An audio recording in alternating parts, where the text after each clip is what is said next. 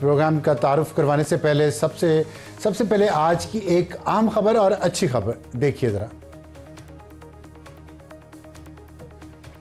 یہ اس وقت آپ جو دیکھ رہے ہیں یہ آپ کو لائیو ہم دکھا رہے ہیں فلائٹ پاتھ، اور یہ فلائٹ ہے PK749 جو اسلام آباد سے پیرس پاکستان کی پہلی پرواز 4.5 سال بعد پاکستان انٹرنیشنل ایئر لائن کی وہ وہاں پہنچنے والی ہے.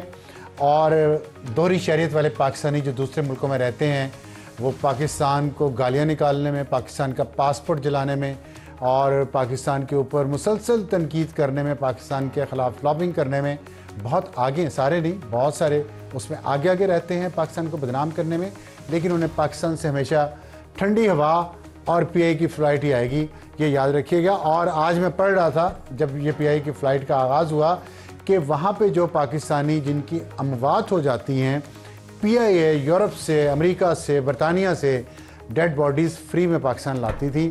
ورنہ آپ کو شاید پتہ نہیں ہے کہ 5 سیٹوں کا کرایہ دینا پڑتا ہے ڈیڈ باڈی پاکستان لانے کے لیے. اگر PI کی فلائٹ نہ ہو تو دوسری ہو تو قدر کریں. ہمارا ملک غریب ہے، کمزور ہے، اور ہم بہت کوشش کر رہے ہیں اس ملک کو واپس اپنے پاؤں پہ کھڑا کرنے کی، اپنی آزادیوں کے تحفظ کے لیے. لیکن پھر بھی دوسرے ملکوں میں رہنے والے پاکستانیوں کے لیے ہم نے کتنا کچھ کر رہے ہیں اور کس طریقے سے کر رہے ہیں اپنا پیٹ کاٹ کے. تو مبارک ہو، ایک اچھا دن ہے. 4.5 سال بعد PI کی پرواز 317 مسافروں کو لے کے پیرس پہنچ رہی ہے. کچھ ہی دیر بعد وہاں پہ وہ انشاءاللہ لینڈ کرے گی اور پھر UK کو پروازیں بھی بحال ہو جائیں گی. اور سب تب ہوا تھا 24 جون 2022 کو، جب ہمارے مرشد کی پاکستان میں حکومت تھی اور پاکستان کے 860 پائلٹس میں سے 262 کی ڈگریوں کو جو وزیر ہوا بازی غلام سرور خان تھے جو الیکشن ہار گئے ہیں اس دفعہ ٹیکسلا سے، انہوں نے کہا 262 پائلٹس کی ڈگریاں جعلی ہیں، جھوٹ بول دیا. اور پاکستان کی PI پہ پابندی لگ گئی. اور اس کے فوری بعد کچھ ہی دنوں بعد جو برینسن تھا، رچرڈ برینسن، UK کی ورجن اٹلانٹک ایئر لائن کا ہیڈ، اس کو اجازت دے دی گئی کہ وہ پاکستان سے لندن ڈائریکٹ فلائٹ شروع کر لے. تو ملک کا مفاد گیا بھاڑ میں، دوستیاں گئیں آسمان پہ. اور دوسری عام خبر آج یہ ہے کہ ترسیلات زر میں اضافہ ہو گیا ہے. اس سال دسمبر 2024 میں پاکستان کی ترسیلات زر $3.1 بلین رہی، جن میں نومبر 2024 سے 5.6% یا 164 ملین اضافہ ہوا ہے. اور یہ اس کے باوجود ہے کہ PTI کے چیئرمین عمران خان صاحب نے ترسیلات زر کی بائیکاٹ کی کال دے رکھی ہے ان پاکستانی کو جو دوسرے ملکوں میں رہتے ہیں، جن کے لیے آج 4.5 سال بعد PIA نے فلائٹس دوبارہ شروع کی ہیں. تو انہوں نے بھی جواب صحیح دیا، انہوں نے زیادہ پہلے سے ترسیلات زر بھیجی ہیں.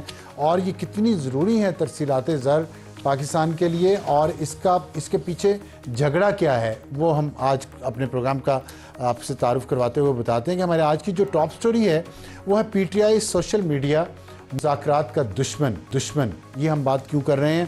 اس کی وجہ یہ ہے کہ خان صاحب نے ایک ٹویٹ کیا کچھ دن پہلے، اور اس ٹویٹ میں انہوں نے جو باتیں کی اس کی وجہ سے ہم نے اپنے پوڈ کاسٹ میں، میرا ایک پوڈ کاسٹ سما ڈیجیٹل کے لیے جو ہوتا ہے، میمونہ ستار جس کی ہوسٹ ہیں، اس میں نے کچھ کہا تھا، وہ آپ ذرا دیکھیے گا.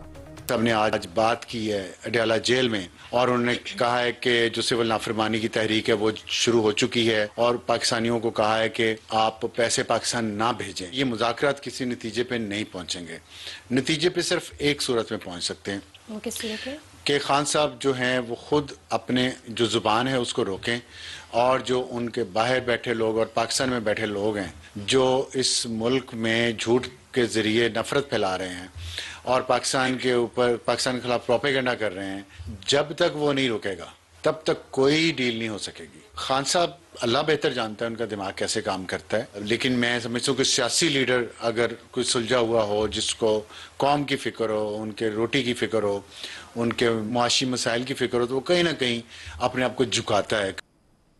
تو لیڈر نے اپنے آپ کو نہیں جھکایا، اور اس کا نتیجہ یہ نکلا جیسے کہ ہم بتا چکے ہیں 26 دسمبر کو کہ جو آج PTI کے تمام لیڈرشپ یہاں پہ وہ مان رہی ہے کہ جو ٹویٹس ہیں، جو سوشل میڈیا باہر بیٹھے ہوئے لوگ جو PTI کے بہاف پہ کام کر رہے ہیں، پاکستان کے خلاف پروپیگنڈا کر رہے ہیں، پاکستان کے خلاف لابنگ کر رہے ہیں، دوسرے ملکوں میں پاکستان کو بدنام کر رہے ہیں، ان کی وجہ سے مذاکرات خطرے میں پڑ گئے اور اب تقریباً لگتا ہے کہ مذاکرات شاید ختم ہو جائیں. اس میں ہمیں جوائن کریں گے علی محمد خان صاحب, MNA ہے, رہنما ہے پاکستان تحریک انصاف کے. ان کے ساتھ ہم آج کی ٹاپ سٹوری کریں گے اور ہاٹ ایشو ہے ہندوتوا طالبان گٹھ جوڑ. ہندوتوا کا نظریہ جس میں اکھنڈ بھارت ہے اور جو ہندو مذہب کے نام پہ BJP نے, اور جس کے سب سے بڑے پروپیگنڈ مودی ہیں, ان کی پینگیں طالبان سے جو اسلام کے چیمپئن بنتے ہیں, جو سمجھتے ہیں کہ اگر دنیا میں کہیں اگر اسلام اصلی شکل میں موجود ہے تو وہ ان کا ہے, باقی سب کو وہ کافر سمجھتے ہیں. لیکن مودی کے ہندوتوا ہندوستان کے ساتھ ان کی گاڑی اس وقت چھن رہی ہے. اس کی وجوہات کیا ہیں؟ ایک وجہ صرف پیسہ. تو پیسہ بڑا یا اسلام کا مذہب, یہ ہم اس پہ آج بات کریں گے. ہمیں افتخار فردوس صاحب سینئر تجزیہ کار ہیں اور محمود جان بابر بیورو چیف سما پشاور کے, دونوں جرنلسٹ بھی ہیں, ان سے بات کریں گے. اور ہمارا آج کا ایڈیٹوریل ہوگا ٹرمپ امریکہ کا نیپولین بوناپارٹ بننے جا رہا ہے. اس میں ایک امپیریلزم کی, ایکسپینشنزم کی جو خواہش ہے, کینیڈا کو فتح کرنا ہے, گرین لینڈ کو فتح کرنا ہے, پناما کینال کو فتح کرنا ہے, خلیج میکسیکو کو فتح کر کے اس کا نام خلیج امریکہ رکھنا ہے. یہ کیسے ہو رہا ہے اور اس میں ایلان مسک کا کیا کردار ہے؟ وہی ایلان مسک جو برطانوی پاکستانیوں کے خلاف مسلسل پروپیگنڈا کر رہا ہے, جس سے بدنامی پاکستان کی ہو رہی ہے. حالانکہ قصور برطانوی پاکستانیوں کا ہے جو کلٹ کا حصہ ہے اور پاکستان کے خلاف مسلسل وہاں پروپیگنڈا کر رہے ہیں. ان کو ایلان مسک پڑ گیا ہے اور ایلان مسک کے ارادے کیا ہیں یہ ہم آپ کو ایڈٹ گے. تو پروگرام کا آغاز کرتے ہیں ہمارے آج کی ٹاپ سٹوری. علی محمد خان صاحب السلام علیکم. جی وعلیکم السلام ابصار صاحب. مذاکرات سے عوام کو امیدیں تھیں, یہ ہمارا پہلا سوال ہے جو میری ٹیم نے مجھے دیا ہے آپ سے پوچھنے کے لیے. مذاکرات سے عوام کو امیدیں تھیں لیکن لگتا ہے دونوں فریقین کی نیت مذاکرات کی نہیں ہے. کیا یہ بات درست ہے جو ہم نے کہا ہے کہ PTI سوشل میڈیا جو ہے وہ مذاکرات کا دشمن ہے, اس وجہ سے مذاکرات آ کے پھر ایک جگہ پھنس گئے ہیں؟ بہت شکریہ. بسم اللہ الرحمن الرحیم. اللہم صلی علی محمد و علی آل محمد. بہت ساری باتیں آپ نے ابصار صاحب کی ہیں, میں بریفلی جواب دینا چاہوں گا. سب سے پہلی بات تو یہ ہے کہ PTI سوشل میڈیا میجورٹی, میں 100% کی بات نہیں کر رہا, میں میجورٹی کی بات کر رہا ہوں, وہ محب وطن پاکستانیوں جو ہے اس پہ وہ مبنی ہے. وہ پیڈ ورکر نہیں ہے تحریک انصاف کے, پاکستان سے محبت کرتے ہیں. اور یہ کہنا کہ وہاں سے پاکستان کے خلاف ٹویٹ ہوتی ہے یا پاکستان کے خلاف بیانیہ بنایا جاتا ہے, ہم نے ایک حکومت کو پاکستان سے کیسے جوڑ لیا فارم 47 کی. اگر ایک سیاسی حکومت کے خلاف ایک سیاسی کارکن یا ایک پاکستانی اپنے رائے کا اظہار کرتا ہے کسی غلط بات پہ, تو کیا ہم یہ کہیں گے کہ وہ پاکستان کے خلاف نہیں ہے, وہ پاکستان سے محبت کرتا ہے, اس لیے وہ حکومت کی کسی غلط بات کو تنقید کا نشانہ بناتا ہے. دوسری چیز یہ ہے کہ میں بدگمانی نہیں پھیلانا چاہتا, میں نہیں پریزیوم کرنا چاہتا کہ جو ٹاکس ہیں, جو نیگوسیشنز ہیں وہ فیل ہوں گی. اگر کسی کی یہ اپریہنشن ہے یا کسی کی خواہش ہے, میری دعا ہے کہ یہ ٹاکس جو ہیں وہ کامیاب ہوں.